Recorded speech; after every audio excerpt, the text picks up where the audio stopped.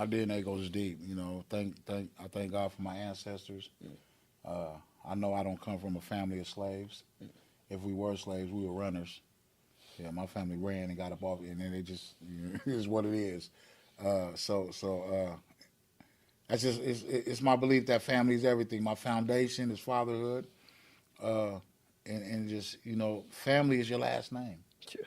Yeah, family is your last name. And one thing my father did instill in us as young men is that your last name is worth more than gold. Yeah, Mm. yeah, your last Mm. name is worth more. I didn't understand that as a kid, Mm-hmm. but today I understand that Womack is important. That's why I can't shake Womack, even though I have a different name legally. Womack is who I am. It's ingrained, it's engrafted in me through my grandmother, my grandfathers, and my family. My dad's who carries the Womack name is like he has six brothers, Wow. and so they all have boys and Yeah. family members. So Yeah. we have a big family in Tacoma, Washington. Yeah. So family is everything, and it's like, but also too, family are the ones inside of that family. My family are the ones that do the will of the Most High. Mm. Yeah, do the ones that do the good things. I have family members I have a big family on both sides, but the ones that do the right thing is the one I consider family. You're not my family because you're my blood. You understand what I'm saying? You my family because we do the right thing. We believe in the same Father. Right. We do what the Father wants us to do. So Right. that's just my teaching, and that's how try to teach my kids. Yeah. Our last name is everything. That's all we got. Mm. And if people see like perfect example, when I'm in Tacoma, people see me. I guess I'm my dad's twin. Out of all my kids, I mirror my dad. So when people see me, they be like, "Are you Jim Womack's son? Or are you James Womack's son? Man, your dad was great, man.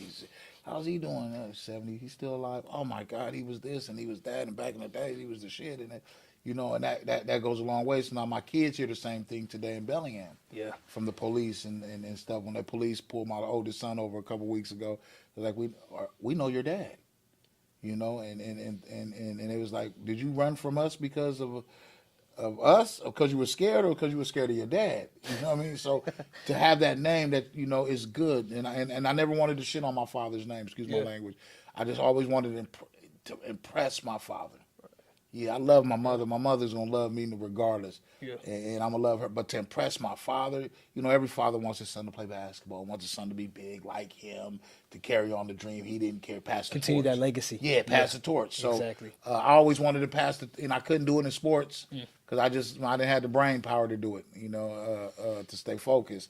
My older brother did it with boxing. Followed after my dad with boxing. He did real good with that.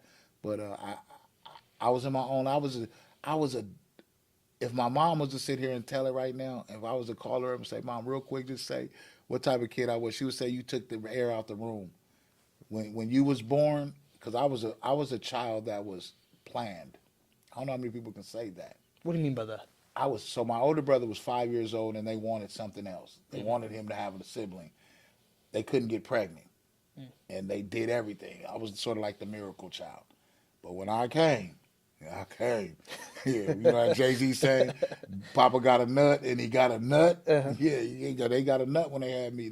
But I was planned. My mom had to go through medication, and she had to take thyroids and stuff like that to get pregnant with me. Wow. And so she was finally able to get pregnant. And then here I come. And then after me, 2 years later, my little brother comes. But I was the one that demanded all the attention in the family, in the house. I was running off the wall. Again, I had a disability too that nobody understood back then because it was so young. Because of the injury. You're Injury. talking about, yeah. So I wasn't. I was always kicked out of school. Mhm. Yeah, I got kicked out of school at least twice a week. Expelled at least 2 times a month. Yeah, I got denied Christian schools. Like I went to every school damn near in Tacoma, Washington. Elementary. Mm. I think I went to 3 elementaries. Probably went to 4 middle schools. And probably went to 5 high schools. My goodness. Yeah, they was kicking me out because they didn't have a program for me, and they didn't understand, and it was just like we can't deal. And I was hard headed. I like to joke and rank on teachers and make teachers cry, and because I couldn't do the work. You know what I'm saying? Goodness. Or rank on other kids to keep them distracted. So you ain't gonna pass if I don't pass. Type. I was a my class gosh. clown pretty much. Yeah. So You're like, if I'm going down, you coming down yeah, with me. yeah. Type I'm of just thing. gonna have a good time. You know what I mean? So I was in a whole bunch of behavioral classes, bro. Like classes with real criminal kids. Like I wasn't that. I wasn't that. I was bad, but I wasn't what you guys. And so that put me in that class, made a monster out of me going into high school. And so just. But I had a mom and dad. That's the only thing that saved me. On God, I had a mother and That's your father mom and dad, yeah. that fought for me. Yeah. Yeah. They knew when I did wrong, and they knew when I didn't.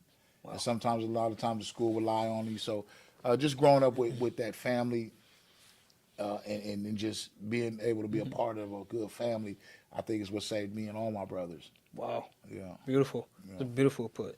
Mr. Womack, as we're kind of wrapping up the podcast, you know, to future people, to the younger generation, pretty much, that are aspiring, let's say, to maybe go to Hollywood, or it could be to start their own business, their own clothing line, whatever it may be. What advice would you give to that kind of person? I'm gonna just say, be yourself. In 2010, I was wrongfully imprisoned but rightfully placed for a crime I had nothing to do with in the United States of America. I fought against the justice system. I went to trial, pro se, habeas corpus, my own case. I was able to come home 7 years later and transition out. Focus. I was able to come out focused. While I was in there, I received GEDs. I received all type of accolades and trainings and doctorate degrees and stuff, like business degrees and stuff.